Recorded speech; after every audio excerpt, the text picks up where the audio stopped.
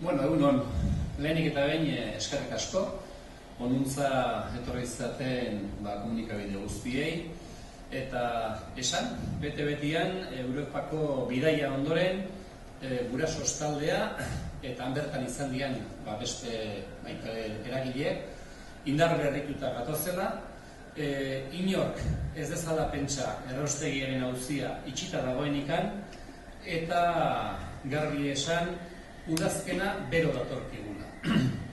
Inor pentsatze baldin bazuen 2016an gurasos taldeak, hau da, guraso talde honek seme-alabei zin egin ondoren behaien osasuna bermatua izan zedin egin beharrekoak egingo genituela eta joan behartzen lekuetara joango ginela, inor dudarik egiten baldin bazuen hortaz, garbi gelditu ez zaio erraustegiaren auziak hor darraiela, ez dagoela etxita auzia, eta gainea gu gatozela ausko berrituta, indartuta, gizarte baten babesakin, dimensio politiko, sindikal eta soziala hartu dula gai honek, eta nolabait ere lanean jarraituko dugula posible dalako, askotan hemen argumentatu izan dugun bezala, inola ere martxan jartzeko arrazoirik ez daukan erraustegi hori gelditu arte.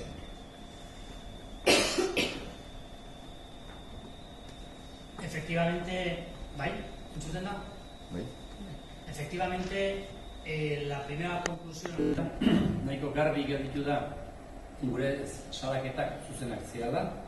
Hau da, guk salatzeaz gain, aldi berean baita ere, Europako batzordeak, Espainiko erreinuai nolabait salaketa bat jarri ziola, horrek gaine inguruan, nun eta hondakinen kudeaketa planak ez ebaluatu eta ez berrikusteagatikan sei urtez behin.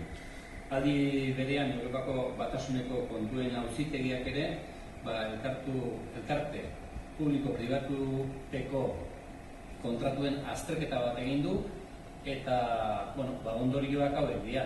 Joseak aipatu ditu kontratuek askozaz garestiagoak gertatzen direla, gure kasuan 900.000 milioiko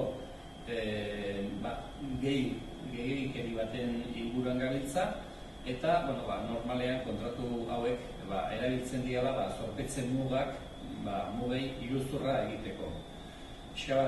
Guzti hori berretsi da Europako bidai hontan, eta nolabait ikusten dugu eta Joseba aipatu du, agian Europan nolabait onartuagoak sentitu gehala eta gure sensibilitatea baita ere sumatu dugula haiengan, eta hori beti ere pozgarria da, nolabait bide honean goazenaren adierazgarri, ez. Oain galdera da, oain zer, lehen aipatu dedan bezala, udazkena bero dator, nolabait guk lehenago hitzartu prozesu guzti horrekin herriari hitza eman genion eta oain herriari hitza hartuko diogu, prozesu parte hartze demokratiko bat eginez, eta hondakinen kudeaketaren plan bat ari gehiagia erredaktatzen eta egiten, eta era berean baita ere udazken honetan garrantzi handia emango diogu alderdi sozialari, beraz mobilizazio sozialak, irailean, urrian, horri izango dira, kalean izango dira, eta guzti hau, helburu garbi batekin, gipuzkoarren interesen aurkako kontratu hori etetea eskatzen dugu eta obrak gelditzea. Eta gainean, badakigu, Gipuzkoak guzti horrekin asko irabaziko duela. Josuak esaten zuen bezala diru mordo bat, obrak koste bat dauka, baina gero kudeaketak daukak koste ikaragarria, eta kontratu hau etenezkeo gutxinez 1.000 bat eta 200.000 milioi aurrezteko aukera izango genduke, aldi berean Gipuzkoarrok izango genduke aukera erabakitzeko erraustegirik martxan jarri, edo ez, edo noiz arte, eta kontratu honek inola ere utziko ez lukena, Gipuzkoarren esku geldituko litzake. Beste alderdi bat baita ere, nik uste, edonorentzako, Gipuzkoako edonorentzako oso mingarria dana da, pentsatzea enpresa honek kudeaketa bere esku gelditzen baldin bada eta kontratuak jasotzen ez duenez nungo zaborra, ez? Erreko dan, tipologia bai, baina ez nundikakoa, hurrengo 35 urtetan Gipuzkoan erre daitekela munduko edozein bazterretatik iritsi daiteken zaborra, ez? Hori ere nik uste oso kontutan edukitzeko, eta Josek esaten duen bezala, ez da nolabaiteko mehatxu bat, gertatzen ari den zerbait bezala, ez?